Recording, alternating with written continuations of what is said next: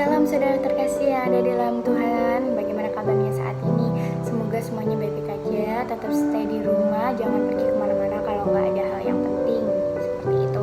Nah, jangan lupa juga makan makanan yang bergizi. Terus cuci tangan, rajin-rajin cuci tangan habis beraktivitas dari luar. Nah, jangan lupa cuci tangan seperti itu. Dan perkenalkan, nama saya Ida Lestari. Saya kuliah di STT Inteos. Nah, saat ini saya akan membawakan suatu kebenaran firman Tuhan. Kita mau belajar bersama-sama tentang kebenaran firman Tuhan, yaitu dengan temakan iman adalah dasar dari keselamatan, yang terdapat di Nats Galatia 3 ayatnya yang ke-10 sampai yang ke-11. Nah, kita akan sama-sama belajar seperti itu. Nah, saya akan membacakan terlebih dahulu, yaitu di Galatia 3 ayat yang ke-10 sampai yang ke-11. Begini bunyi firman Tuhan, karena semua orang yang hidup dari pekerjaan hukum Taurat berada di bawah kutuk, sebab ada tertulis, terkutuklah orang yang tidak setia melakukan segala sesuatu yang tertulis dalam hukum Taurat. Ayat yang ke-11, dan bahwa tidak ada orang yang dibenarkan di hadapan Allah karena melakukan hukum Taurat, dan jelas karena orang yang benar akan hidup oleh iman. Nah, itu dalam versi bahasa Indonesianya. Saya akan bacakan versi bahasa Yunaninya, yaitu kita akan baca dulu di Galatia 3 ayat 10, yaitu hosoi gar ek ergron nomoi esin upo kataran eisin ge graptai gar oti epi kataratos pas osoi emenei pasin tois ge gramenois ento biblio to nomo to poisai auta.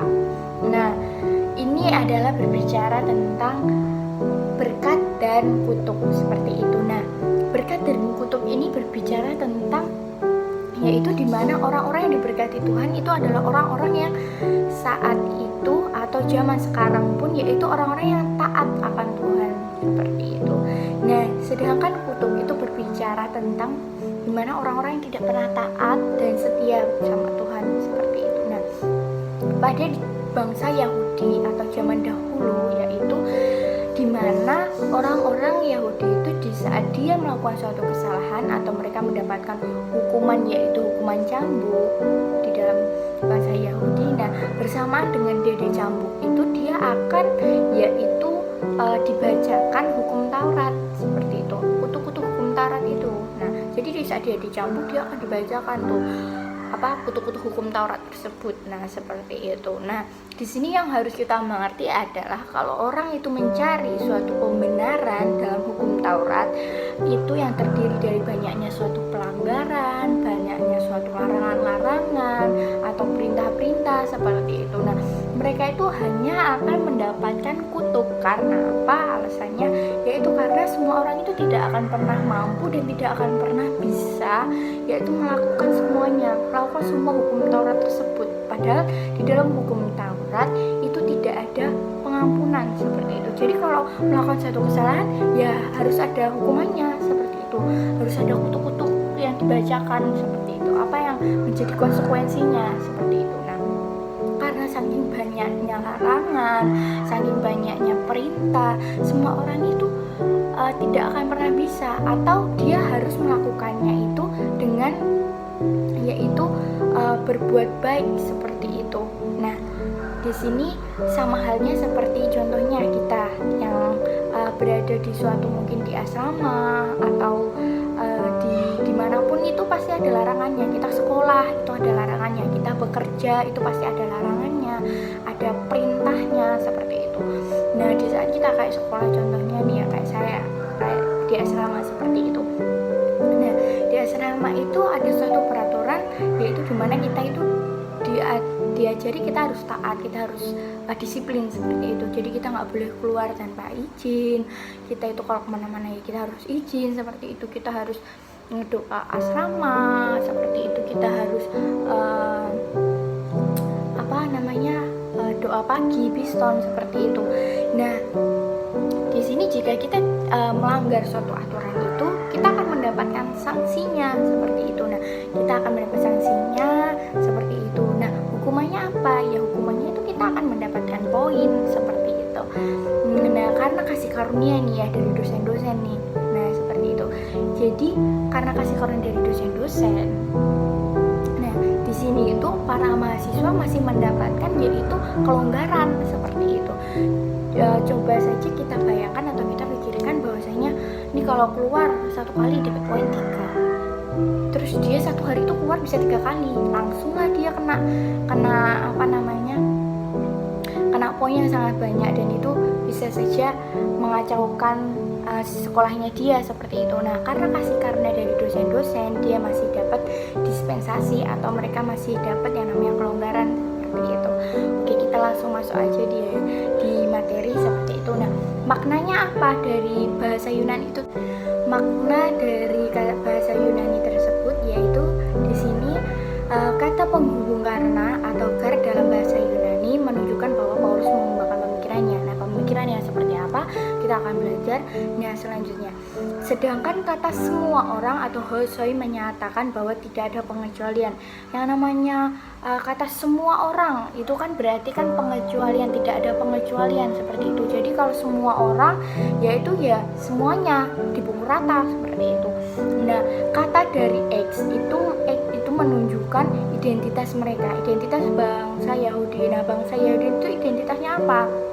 Nah, kali ini mereka itu terikat pada perbuatan baik sebagai dasar dari keselamatannya. Nah, itu identitasnya mereka bangsa Yahudi, yaitu di saat mereka mempercayai atau mereka menjadikan hukum Taurat itu sebagai dasar dari keselamatannya mereka. Nah, perbuatan baik itu sebagai dasar keselamatannya mereka seperti itu. Kata ada tertulis grepartai, kata dasarnya grafo, menulis yang bersifat perfect, yaitu verb perfect indikatif pasif orang ketiga singular. Dan sifat perfect ini berbicara tentang sesuatu yang secara tuntas dibuat di masa lalu tetapi berfokus pada dampaknya di masa kini. Nah, sama halnya atau seperti contohnya hukum Taurat kan dibuatnya pada masa lalu. Tuhan Yesus datang ke dunia menebus dosa kita itu pada masa lalu. Nah, dampaknya apa pada masa kini? Kita bisa merasakan sendiri dampaknya apa sih Tuhan Yesus datang, kita mendapatkan kebebasan, kita mendapatkan kemerdekaan seperti itu.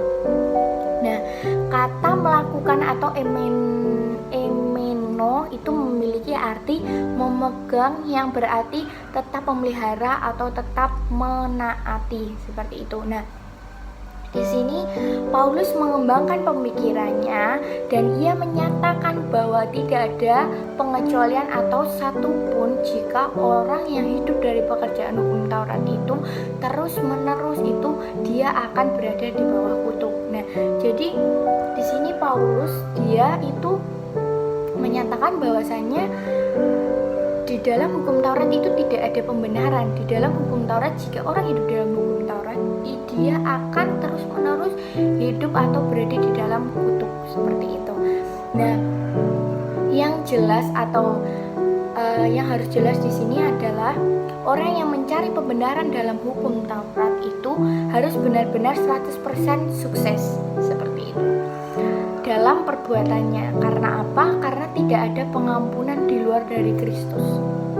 Karena mereka itu terikat pada suatu perbuatan baik sebagai dasarnya, seperti yang saya tadi jelaskan. Nah, di sini orang yang dia hidup dalam hukum Taurat, dia itu harus benar-benar melakukan apa itu hukum Taurat. Dia harus melakukan perintah-perintahnya, larangan-larangannya seperti itu. Nah, di sini adalah orang itu harus 100%, perbuatannya itu harus benar-benar baik seperti itu. Dia harus perbuatannya benar-benar 100% mengikuti hukum Taurat. Karena di dalam hukum Taurat itu tidak ada yang namanya pengampunan seperti itu. Dalam hukum Taurat itu tidak ada pengampunan sama sekali. Yang ada pengampunan itu hanyalah di dalam Tuhan Yesus saja seperti itu. Nah, di sini yaitu yang sebagai jawabannya yaitu ada pada ayat yang ke-11. Nah, jawaban dari pertanyaan-pertanyaan, lalu apa sih yang menjadi kok bisa sih dasar dari iman atau dasar dari keselamatan itu adalah iman, kok bisa ya, kok kenapa ya, seperti itu. Nah di sini dinyatakanlah oleh Paulus, yaitu di ayat yang ke-11, dan bahwa tidak ada orang yang dibenarkan di hadapan Allah karena melakukan hukum Taurat adalah jelas, karena orang yang benar akan hidup oleh iman. Nah, orang yang benar akan hidup oleh iman. Nah, tidak ada namanya pembenaran di dalam hukum Taurat. Jika kita melakukan hukum Taurat, kita melakukan perbuatan baik, kita akan mendapatkan keselamatan. Tidak seperti itu. Nah, kita yang benar itu adalah kita memiliki iman, kita akan diselamatkan. Nah, perbuatan baik itu adalah hasilnya atau dampak dari kita rasa bersyukur kita kepada Tuhan, seperti itu. Nah, itu yang harus kita pelajari, itu yang harus kita tanamkan dalam kehidupan kita, bahwasanya perbuatan baik itu tidak akan pernah bisa menyelamatkan kita. Nah, yang menjadi dasarnya itu adalah iman kita kepada Tuhan Yesus. Nah, kenapa Tuhan Yesus itu mau berkorban buat kita? Ya karena Tuhan Yesus itu sayang sama kita, karena kasih karunia-Nya sama kita, karena kita mau diselamatkan sama Tuhan. Nah, dengan cara apa? Yaitu kita memiliki iman kepada Tuhan Yesus. Kita percaya sama Tuhan Yesus, bahwasanya Tuhan Yesus itu adalah juru selamat dalam kehidupan kita, seperti itu. Tidak sama halnya dengan kita berbuat baik. Kita berbuat baik, kita membantu sesama lain, satu sama lainnya, kita melakukan ini itu, seperti itu. Tapi yang menjadi dasarnya itu adalah iman. Di sini itu bersifat terus-menerus. Nah, terus-menerusnya yaitu jadi berbicara mengenai apa yang terjadi, yaitu situasi di Galatia dan di Yerusalem. Tidak ada yang sedang dibenarkan kalau melalui hukum Taurat. Nah, di sini ditekankan kembali bahwasanya tidak ada dibenarkan kalau itu melalui hukum Taurat. Jadi hukum Taurat itu bukan sarana, atau perbuatan itu bukan sarana untuk kita mendapatkan keselamatan, tapi yang menjadi sarananya itu adalah iman kita. Nah, iman itu apa? Iman itu adalah sarana kita mendapatkan pembenaran dan keselamatan di dalam Kristus. Jadi kita itu harus percaya sama Tuhan Yesus, kita memiliki iman sama Tuhan Yesus, bahwasanya kita itu dibenarkan melalui iman kita, bukan karena melalui perbuatan kita. Perbuatan itu rasa ucapan syukur kita pada Tuhan Yesus, seperti itu, karena Dia sudah menganugerahkan atau Dia sudah menyelamatkan kehidupan kita. Iman di sini menunjukkan tujuan dari pengorbanan.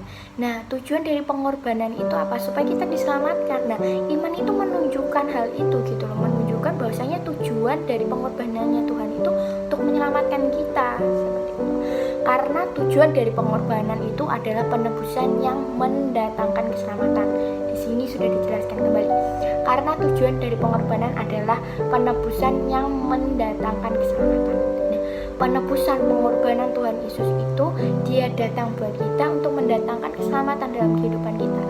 Jadi di sini yang menjadi kesimpulannya adalah perbuatan baik itu bukan jalan atau bukan dasar dari keselamatan, tapi perbuatan baik itu adalah rasa ucapan syukur kita kepada Tuhan bahwasanya kita sudah diselamatkan oleh Tuhan.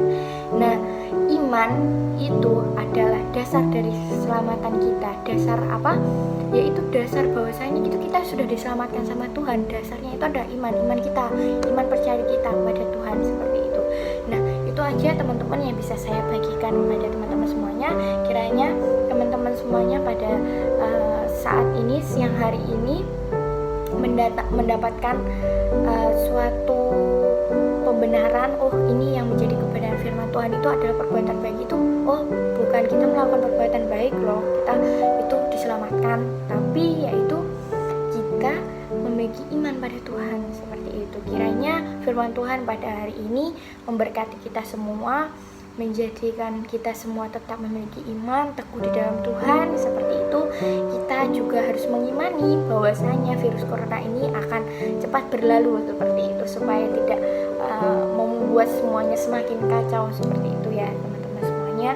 Nah, tetap jaga iman kita, tetap jangan lupa juga baca firman Tuhan walaupun di rumah aja, walaupun kita tidak bisa ke gereja, seperti itu.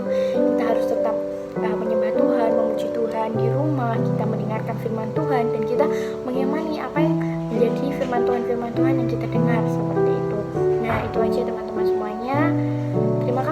Yesus memberkati. Sebelum kita mengakhiri video ini dan firman Tuhan ini, mari kita sama-sama berdoa. Terima kasih ya Bapa, terima kasih Yesus, Kau sungguh baik Tuhan, Kau sungguh baik ya Bapa. Terima kasih Engkau Tuhan sudah menyelamatkan kehidupan kami. Terima kasih ya Bapa, Engkau telah memelihara kami. Terima kasih ya Tuhan Yesus untuk firman-Mu. Terima kasih Tuhan Yesus untuk kebenaran-Mu ini ya Bapa. Biarkanlah